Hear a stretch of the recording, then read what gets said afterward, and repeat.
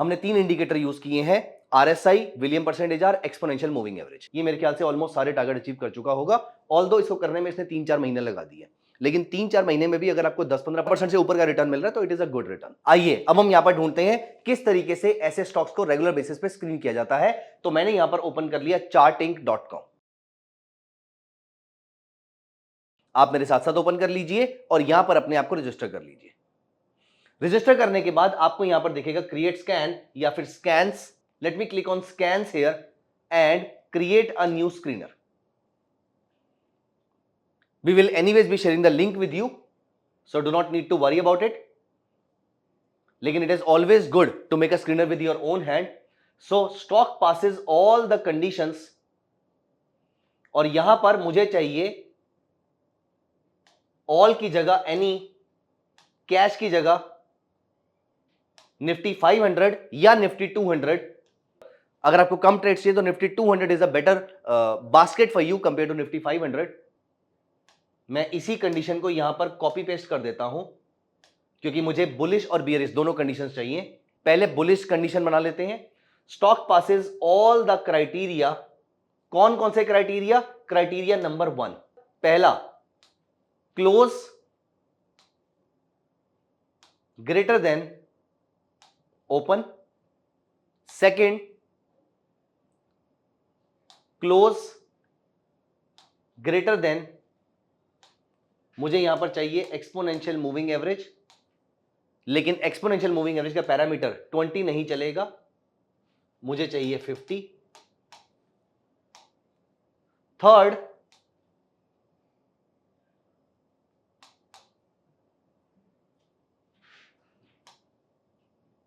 Third RSI crossed above,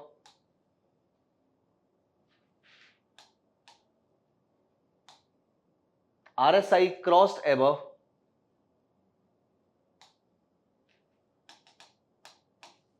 60 period. At the same time, William percentage R, but इसके parameter 14 नहीं चाहिए, ये चाहिए हमें 280। Crossed above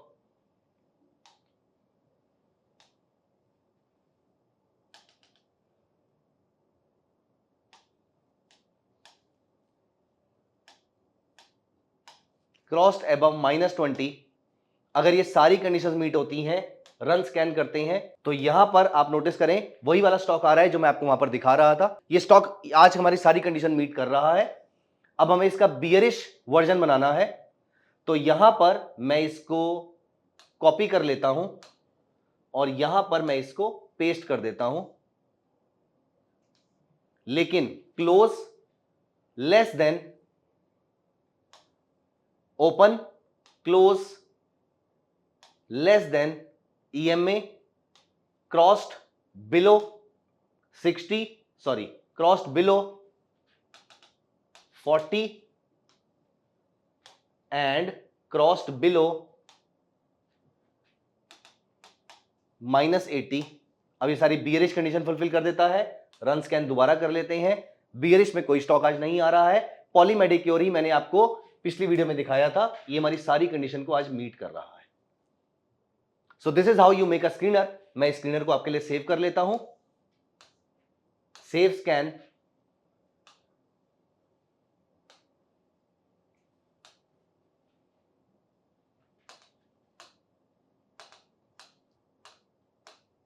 RSI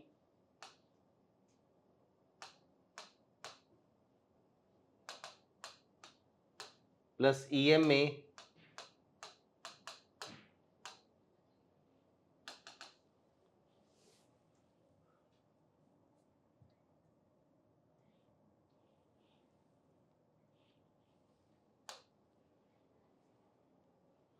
RSI plus EMA breakout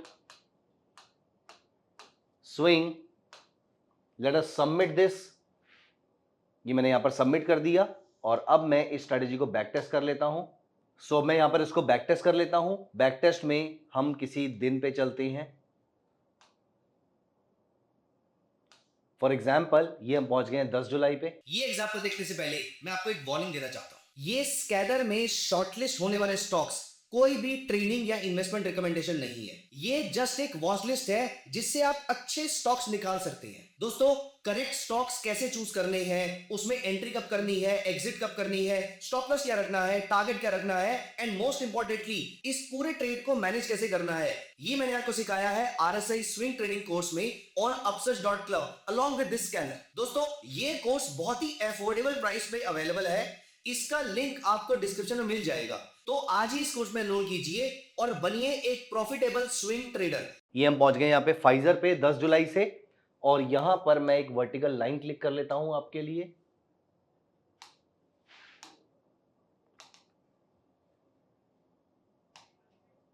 ये 30 जुलाई है, ये रही 10 जुलाई। यहां पर हमें बाय सिग्नल मिला था, this was a buy signal, और हमारा स्टॉप लॉस रहेगा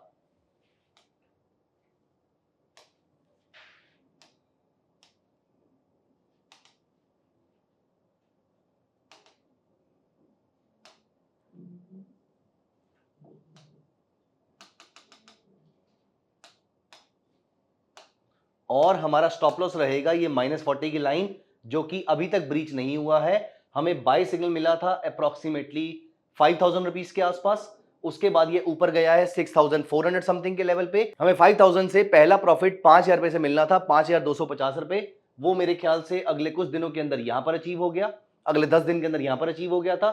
उसके बाद अगले कुछ दिनों के अंदर, 10 दिन के अंदर, हमारा अप्रोक्सीमेटली 10% प्रॉफिट भी बुक हो गया था। सो यहां पर अप्रोक्सीमेटली 5750 के आसपास आपका 15% के आसपास का प्रॉफिट हुआ, 20% के आसपास भी सेम डे हो गया था। आप कहीं पर भी प्रॉफिट बुक करके मार्केट से बाहर आ सकते हैं। कुछ और एग्जांपल देख लेते हैं हम यहां पर। वापस चलते हैं बैक टेस्टिंग रिजल्ट्स पे। इसी दिन आपका एक और स्टॉक था GAEL,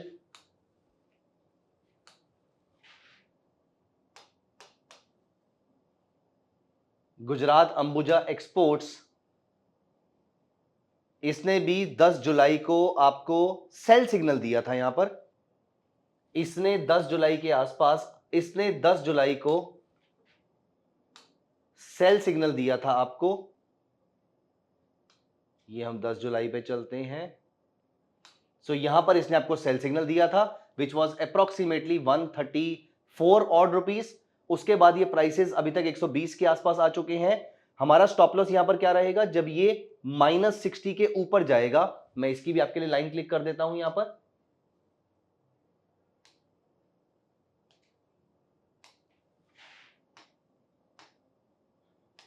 सो यहां पर हमारा स्टॉप लॉस रहेगा -60। अभी तक फिलहाल स्टॉप लॉस नहीं कटा है और ये स्टॉक हमारा डाउन ट्रेंड में ही चल रहा है। इसने हमें लॉस दिखाया जरूर है, लेकिन दिया नहीं है अभी तक, और कंटिन्यूसली वो हमारे प्रॉफिट में चल रहा है।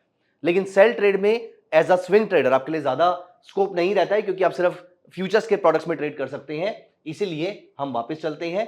हम अभी के लिए इसको यहां से हाइड कर देते हैं। हमें बियरिश ट्रेड्स नहीं चाहिए, तो हम इस कंडीशन को हाइड कर देते हैं यहां पर, और हमें चाहिए सिर्फ bullish trades. Run scan, back test results, और हम कुछ टाइम पहले चलते हैं। फॉर एग्जाम्पल 4 अप्रैल को साइंट, 4 अप्रैल को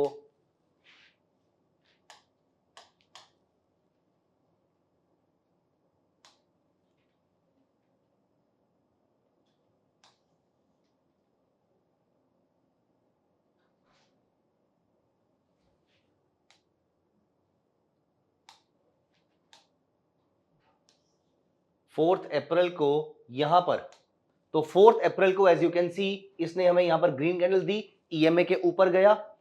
RSI और विलियम परसेंटेज आर दोनों ने बाय सिग्नल दिया, लेकिन उस कैंडल का हाई ही ब्रीच नहीं हुआ है, इसलिए हम यहां पर इसको ट्रेड नहीं करेंगे। हाई ब्रीच होता तो फिर चाहे हमारा स्टॉप लॉस कट जाता, यहां पर जाकर हमारा स्टॉप लॉस यहां पर कट रहा था, कुछ इस लेवल पे आके हमारा स्टॉप लॉस कट जाता। लेकिन I would just say that we were fortunate कि उसका हाई ब्रीच नहीं हुआ है। यही मोमेंटम की बात होती है कि मोमेंटम में हाई ब्रीच होने पर आपका मोमेंटम कंफर्म हो जाता है, इसलिए हम हाई ब्रीच होने की वेट ही कर रहे हैं और शॉर्ट सेलिंग करने के लिए लो ब्रीच होने की वेट कर रहे हैं। कोई और स्टॉक देखते हैं हम यहां पर। वापस चलते हैं बैक टेस्ट रिजल्ट्स पे।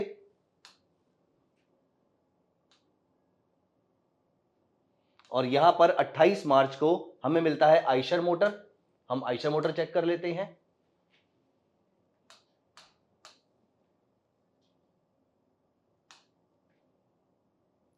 आइशर मोटर 28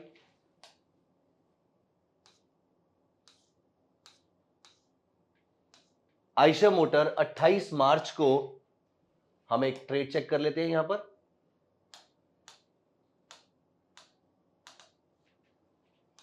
हम यहां से चलते हैं 28 मार्च को,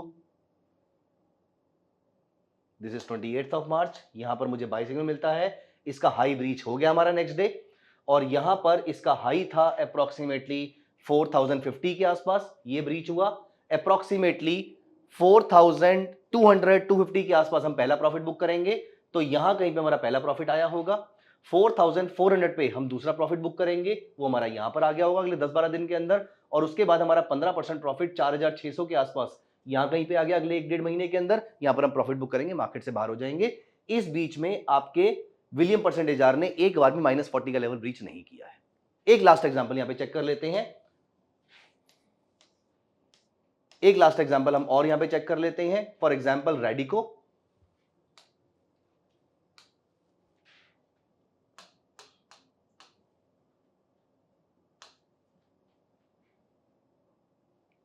रेडिको खैतान सेम डे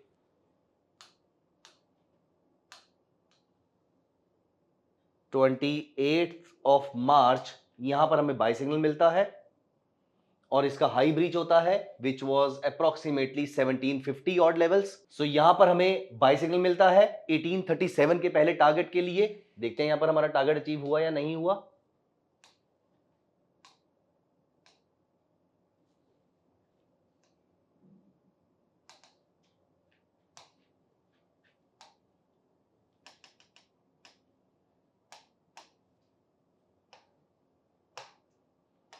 तो 1837 का हमारा पहला टारगेट था। इस दिन इसने हमारा पहला टारगेट हिट किया सिर्फ, और उसके बाद ये और ऊपर यहां पर नहीं गया।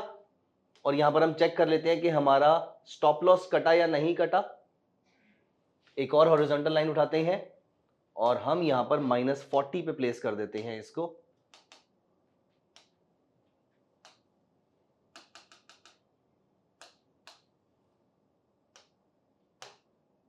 सो यहां पर आप नोटिस कीजिए, इस पूरे पीरियड में इसने हमारा स्टॉप लॉस हिट नहीं किया, रादर इसने मेरा स्टॉप लॉस अभी तक हिट नहीं किया। 4 जून वाली डाउनसाइड में भी इसने मेरा स्टॉप लॉस हिट नहीं किया। वहीं पर ये 40 के आसपास आया था, -38 के आसपास आया था, -40 तक नहीं गया। उसके बाद इसने वापस ऊपर जाके दूसरा टारगेट हिट किया, मे बी तीसरा टारगेट भी हिट किया हो, और फिलहाल 2200 के रेट पे ट्रेड करते हुए ये मेरे ख्याल से ऑलमोस्ट सारे टारगेट अचीव कर चुका होगा। ऑल्दो इसको करने में इसने 3-4 महीने लगा दिए, लेकिन 3-4 महीने में भी अगर आपको 10-15% से ऊपर का रिटर्न मिल रहा है तो it is a good return. तो दोस्तों, this is the entire strategy, जहां पर मैं आपके लिए सारी चीजें रिकैप कर देता हूं। पहला, हमने 3 इंडिकेटर यूज किए हैं, RSI, William percentage R, exponential moving average. Exponential moving average का पैरामीटर इज 50, आरएसआई का parameter is 14, look back period is 14, and the bars and the bands are 60 and 40। William percentage R में हमने बड़ा change किया था, जहां पर हमने पैरामीटर को 14 से बढ़ा के 280 कर दिया था, and the ranges are -20 and -80, और स्टॉप लॉस की जो रेंज है वो है -40। प्राइसेस ईएमए के ऊपर है। आरएसआई और विलियम परसेंटेज आर दोनों हमारे वाले डिसाइडेड ओवरबॉट जोन में एक साथ जा रहे हैं। यहां पर हम ट्रेड को इनिशिएट करेंगे, और विलियम परसेंटेज आर का -40 आपका स्टॉप लॉस रहेगा। So this is the entire strategy. I hope आपको पूरी स्ट्रेटजी समझ में आई होगी। आप इसको प्लीज अच्छे से प्रैक्टिस कीजिएगा। सारे के सारे पैरामीटर फुलफिल होने की जरूरत जरूर है। आपका पहला टारगेट 5% के आसपास बुक होना चाहिए। आपका दूसरा टारगेट 10% के आसपास बुक होना चाहिए। 5% पे मैं अराउंड 30, 35, 40% के आसपास, 1/3 के आसपास मैं पोजीशन अपनी बुक कर लेता हूं। हाफ से ज्यादा पोजीशन, 60 to 70% पोजीशन मैं 10% में बुक कर लेता हूं, और बाकी टारगेट 2 पे बुक कर लेता हूं, और बाकी मैं छोड़ देता हूं 15 से 17% प्रॉफिट के लिए। And this is how I proceed. और इस बीच में कभी भी मेरा स्टॉप लॉस करता है, मैं मार्केट से एग्जिट कर जाता हूं, और मेरी स्टॉप लॉस ये -40 वाली लाइन है। प्रिसाइजली सारी चीजों को यूज कीजिएगा। आई नो कॉम्प्लिकेटेड है स्ट्रेटजी, लेकिन प्रैक्टिस करने से आप आराम से इसको कंफर्टेबली प्ले कर पाएंगे। Thank you so much, happy trading. आपका जो भी फीडबैक हो आप हमें जरूर बताइएगा। आप इसको यूज करना स्टार्ट करेंगे। आपको एक चीज का और ध्यान रखना है कि अगर मार्केट ब्रॉडली बुलिश है तो स्ट्रेटेजी अच्छे से काम करेगी। अगर मार्केट का ब्रॉडर व्यू बियरिश है तो थोड़ा कंफर्टेबली प्ले कीजिए, थोड़ा सा कॉशियसली प्ले कीजिए, ज्यादा एग्रेसिव प्ले मत कीजिए। मार्केट की ब्रॉडर कंडीशन बहुत मैटर करती है। ऑल्दो ऐसा नहीं है कि मार्केट अगर बियरिश है तो बिल्कुल ट्रेड नहीं करना है। I am just giving a word of caution कि अगर 4 ट्रेड मिले तो एक ही लीजिए, लेकिन अगर मार्केट ब्रॉडली बुलिश है तो 4 है तो चारों में पोजीशन साइजिंग करके आप अपना ट्रेड इनिशिएट कर सकते हैं। Thank you so much, see you in some other course, bye bye.